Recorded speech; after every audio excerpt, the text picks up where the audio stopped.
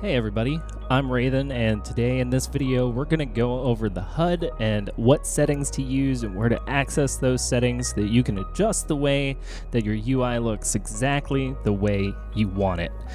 This is a little confusing at first, but we'll be able to figure it out and make it nice. Let's go ahead and dive into it. Now there's two main areas for adjusting how everything looks. One of them is obvious, that's the HUD layout, and there's a good chance that you probably opened this window and went, oh my gosh, that's a lot of stuff. There's also another section here in character configuration under Hotbars, right over here at the side for hotbar settings, where you're going to have a number of things that are going to change the way that the hotbars work and the way that they look. So let's go ahead and go over some of those really quick and what I like to do. For the sake of this video, we've created a default UI. We've gone back to the beginnings. Chances are you have something that looks a little bit like this for your HUD. So we're going to start here from scratch and then move into it. Now in this settings menu, some of the things that I like to do right off the bat are to hide unassigned slots. What this will do is it'll make it so that you can have a hotbar open, but the slots on the hotbar that aren't being used won't appear, which is really nice. We can also get rid of these hotbar numbers here on the side by just clicking this display hotbar numbers and removing those. And we can get rid of this cycling button as well, which is kind of useless, in my opinion. Over here in sharing, this is pretty important actually, and this was very confusing to me for a while, is that in the hotbar section you can decide which hotbars are shared versus which ones are unique to a character. And what this does is it'll make sure that these hotbars that you have highlighted will have the same things on them no matter if you change jobs or if you change characters as well. So having these available will make sure that you've got, everything that you want. It'll always be on those hotbars. And then over here, the cross hotbar, this is something that's confusing to a lot of players on PC. The cross hotbar is the special hotbar that's designed for when you're playing with a controller. So if you don't plan on playing with a controller, you can turn this off. What we're going to do right now is we're going to hop into this main HUD layout area, which can be a little bit overwhelming at first. The important thing to note is that it's showing you everything that's possibly available on the screen right now, but what it's also doing is it has a lot of these elements turned off. So if you look here at Hotbar 3, this is a good example. We can see that it's in this little purple text. This means that the hotbar is disabled. So all we want to do is right click that, and that's going to turn the text white. And that means now when we save it, we're going to see, okay, Hotbar 3 is now showing up, which is great because we want that. The hotbars and what you decide to put on them aren't super important as far as to what the number is. It's really just for organizational purposes. So we can see hotbar 4 over here. If we turn this on, this is where I have a bunch of my jobs and, the teleport icon. And I usually like to have that over here to the side. And if we go and we find hotbar 5, we can see this one is also being dedicated towards utility, and I usually like to keep that over here as well. Hotbar 8's another one of my core skill bars, because I like to have things on a bar that's just for clicking. And then Hotbar 9 over here, I believe this is going to be, my other utility bar. We're just going to drag this in over here. Okay, so we've already got a lot more on the screen than we had originally started with. And if you're somebody like me who likes to have access to all of this stuff, right, this is a lot. This is really messy. I'm not even sure how you could play the game like this. This would be way too much information. Well, one of the things that is very helpful for anybody working on their UI is that inside of all of these settings, we've got this little UI element gear over here. So long as we have our hotbar selected, you can see as, I'm clicking through things that it's changing up here on the menu. So long as you have the element selected, you click UI element settings, and now you're going to be taken into a screen where you can adjust things like the element size, the shape of the hotbar, and a few other things depending on what you've selected. But for now, what we're going to do is we're going to bump down our hotbars down to 90%, because if we look at it, these 90% hotbars are still plenty easy to see and easy to visualize, but they do take up quite a lot less space. So we're going to bump all these down to 90%. And the other thing that I've noticed is that the original spacing for the hotbars here, it has all of this extra margin that you don't really need. This gap, I like to have my hotbars nice and tight. So if we're going to stick here with this layout of just having the hotbars nice and on top of each other, we can just drag all these down. We can say, hey, that looks pretty good. And so now we've already cleaned up this center area quite a lot. We've gained a lot of real estate back. We've got all our bars nice and neat in the middle. Now, and we can do the same thing over here for these on the side, and we can say, hey, you know what? Like, we never even really need to look at these. They're not cooldowns. They're not hotbars, with shortcuts and things. They're just buttons that we want to have access to because we like having these things on the screen. So let's say we're going to bring all these down to 80%, and then that way this is going to be available to us, but it's going to be a lot smaller. It's going to take up a lot less space. So we can stick these over to the side, make them look nice and neat. Then even here for the fifth hotbar, we're not using every single one of these buttons, so we can take off some of these things and we can say, hey, we really want this available and this available, and we're going to have these things available to us. Sometimes it is a little tricky to line things up properly. You just have to tinker around with it a little bit. And then again, see now here on hotbar 9, we've got this where we have these empty buttons here, and we don't really want that. So let's go back into our character configuration, go down into hotbar settings, then in display, let's make sure that we click hide unassigned slots, and that's going to just remove those for us so that everything looks nice.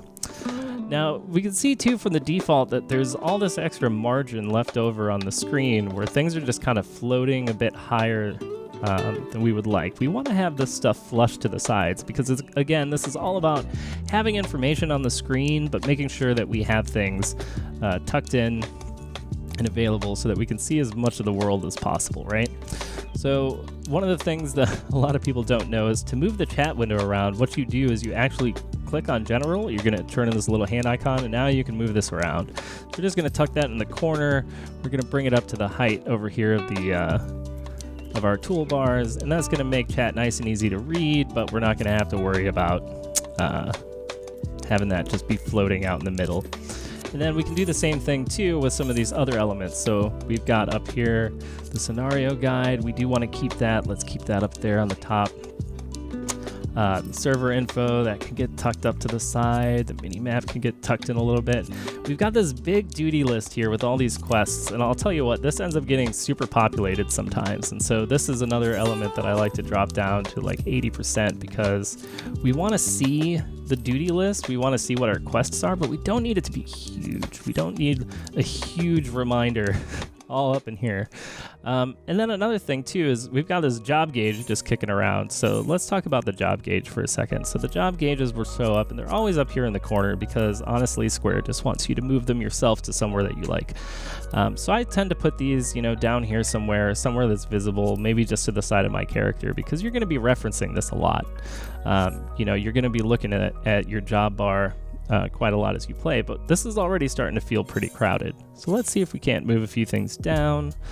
I know this is starting to turn into a bit of a Bob Ross video, but that's just kind of the way that things are. So now we've got this a little bit tighter. Our experience bar, we need to move out just a little bit just to make a little bit more room there. And then we've got our job gauge down here where it's easy to see. And already we've got a whole lot more space than we did when we were first working with it. Now, if we want to continue going down the stretch of things, we've also got these elements over here on the side. And so this right here, this row, this is showing you what's in your inventory. And so it's a visual representation of your slots.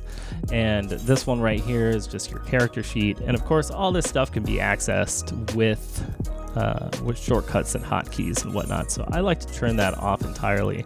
It's called the inventory grid. Not important. You can get rid of that.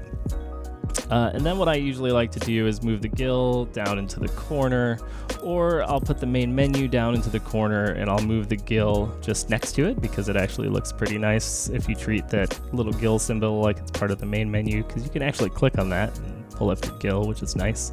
And you do want the main menu up there because you are going to access it a lot.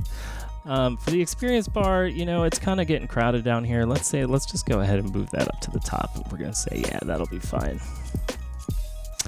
Now, one of the important things that is In addition to this basic stuff that's really important is knowing that there are some elements that you can change the way that they look and work entirely.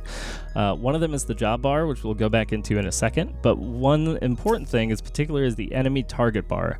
So the enemy target bar by default is way up here, really far away from everywhere else that you're looking, and it's initially all together in one chunk. But what's really interesting is if you click on the target bar and we go to this UI element settings, you're going to see in here that there's this option to display target info independently, and as soon as we click this, we're going to break it into 3 different chunks, so we can see how this is changing up here.